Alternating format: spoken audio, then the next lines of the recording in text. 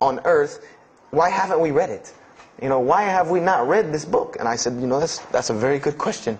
And he gave me a challenge. Well, it was basically a challenge for us both. He said, let us start with Genesis 1:1, and let's read the Bible, and let's see what God says to us. Because this is the inerrant word of God, inspired to men, for instructions for us. So let us see what God says to us. If God can talk to the preacher through this book, why can't he talk to me? I said, you're right.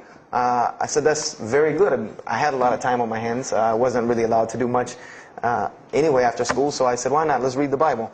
I was somewhat nerdy as a 14, 15-year-old, 16-year-old. So we started to read the Bible, and we decided to go from Genesis 1:1. And what we tried to do, this was the attempt that we made, was to not think of anything that we'd ever heard about Christianity, but to open the Bible, and let's say I just found this book in the desert, and read it and see what it says to me. Let it talk to us. So we started Genesis 1:1, and we started reading through the Bible. You know, we did some of it together, and most of it I did by myself, because I'm a very, very quick reader, so I decided to read a lot on my own. And as I was reading through the Bible, I started to notice the stories that I had heard in Sunday school. You know, you start reading Genesis, you read about Adam and Eve, we all know that story. You started reading about Deuteronomy, Exodus, you know, the stories of Moses, the story of Noah, the story of Lot and Abraham, and all these stories that I know. But I was surprisingly and astonishingly shocked by some of the stories that I read about these same people that I learned about in Sunday school. Just for instance, and this is a big testament to why Allah kept sending us prophets and why Islam was sent as a complete and perfected deen with the Quran. If you read about Noah in the Bible, there is the story about Noah saving humanity from the flood with an ark and all of that. There is this in the Bible. There's another aspect to the story of Noah that not many people know about unless they actually take time to open a Bible. This will not be preached from any pulpit anywhere. Is that the Bible says that Noah was an alcoholic. This is the Bible's portrayal of Noah, or Nuh alayhi salam, that he was an alcoholic, he was a drunkard. This is the word used in the Bible, that he was a man given to alcohol. And I'm a psychology major, and my field of specialty is mental illnesses, and alcoholism is one of those, is a mental illness. And I know from seeing alcoholism's effect on one of my close friends' parents, I know that someone who is truly addicted to alcohol, and if Noah lived for so long addicted to alcohol, he was seriously addicted to alcohol.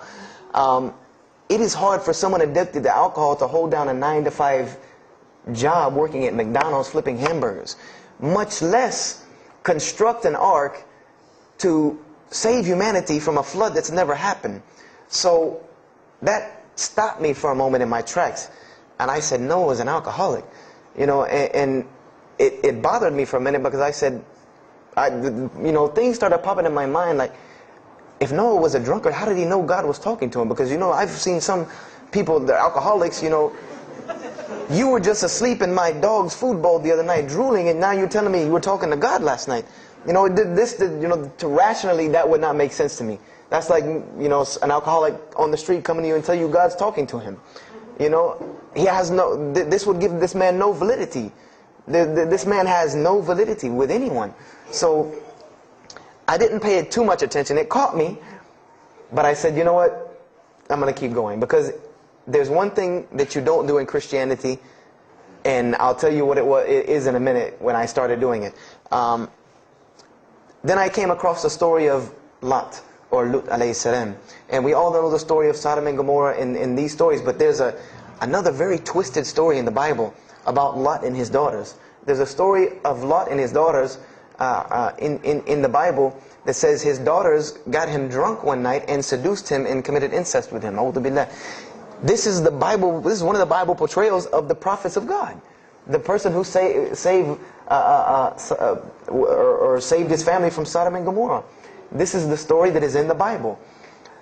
So I'm catching myself again like, oh, this is becoming a really bad habit that I'm seeing. This is becoming a bad recurrence that I'm seeing over and over again in this Bible. So, you know, after that I started, you know, speeding through some of the other mumbo jumbo to get to more of these prophet stories. And got to the story, there are others, and there are some stories in the Bible that are not PG rated, period. They're not rated for talking anywhere. You know, you would need an 18 and up ID card to be able for me to even tell you these stories. So the one that intrigued me, that caught my attention the most, was of my most beloved story in the Bible, and that was of David and Goliath. That was my most intriguing story to me, because not only was, you know, it said that in the Bible that David was a very small man and Goliath was a very big man, and that was appealing to me because I've always been very short, and as a kid I was really short. So, you know, I said this was a very beautiful story to me, just in its prose and in its concept of overcoming. And so I started to read about David. And there are very beautiful stories about David in the Bible. There are indeed. But there is one story about David in the Bible that shocked me to my core. And it's a story about three people. There's three people in this drama: David, Bathsheba, and Uriah. And it says that David saw this woman named Bathsheba. And she was one of the most beautiful women of her time. And she happened to be married to one of the commanders of his army named Uriah. But David on this day decided that he was not able to resist his temptation to be with this woman Bathsheba, so he did. And he committed adultery with her. And knowing that he did this, the way that he decided to cover it up was he sent a letter to the generals of his army saying that when the battle was fierce, for everyone to pull back and abandon Uriah, so that he would be killed, and when he dies, then he could have Bathsheba, no harm, no foul. So David went from being the slayer of Goliath, the hero from man, to an adulterer, a plotter, and a murderer. And so this is when I really caught myself and said, hold on now. Something's wrong here. Something's got to give. I said, because to me, God's prophets in my mind were people of example. People who I could follow as an example. Someone who was supposed to be the best of us, so that we could follow them and emulate them. And they're turning out to be worse than some of the people that you see on America's Most Wanted. David is somebody that, if I only knew this about him from the Bible, I see him coming down the street, I'm going the other way and calling 911, because he has to have a warrant out on him for something. This is what I'm thinking in my mind. This man is not an honorable man at all. He killed Goliath, yeah, but he killed this other guy named Uriah to be able to commit adultery with his wife. So I committed the cardinal sin in Christianity. I started asking questions. This is the one thing you do not do in Christianity, is you don't ask questions, especially not about issues like this. So I went to my pastor and I started asking questions. You know, what's going on here? You know, pastor, there's a very bad recurring habit about these men in the Bible. What is the deal here? And I remember he told me the same thing that almost every pastor or every evangelist or anyone I talked to about this, same answer, almost like it was programmed. They would put their hand on my shoulder and say, Brother Joshua, don't let a little bit of knowledge wreck your faith, because you're not justified by knowledge, you're justified by faith. And they would quote me verses like, lean not on understanding, you know, Paul's, we're justified by faith in Jesus Christ. You know, they would quote this whole line of thing to me like it was already pre-programmed, that they programmed in pastor school that people are going to ask you questions and here's the answer. So, you know, I said to myself, you know, I don't know, pastor, you know, this just seems kind of odd. He said, let me tell you something. What you're reading is the Old Testament referring to God's covenant with the children of Israel. And they were a different people, a very stubborn, crazy people. So why don't you move on to the New Testament? In the New Testament, you'll find the new covenant that we're under with Jesus Christ, and I promise you things will change and be better. I said, okay, perfect. So I went ahead and finished and got to Malachi and then started with the New Testament. So I opened the New Testament and I said, here we go. You know, let's start all over again. But there were a few things that I had learned from the Old Testament that I wanted to keep in mind when I started to read the New Testament. I learned, number one, that God was one in a unique sense. This is what I learned from the Old Testament, that God was one in a singular, unique sense. This is over and over and over and over very clearly in the Bible. God's nature is one. This is so clear through the Old Testament. And that He was very jealous about His worship.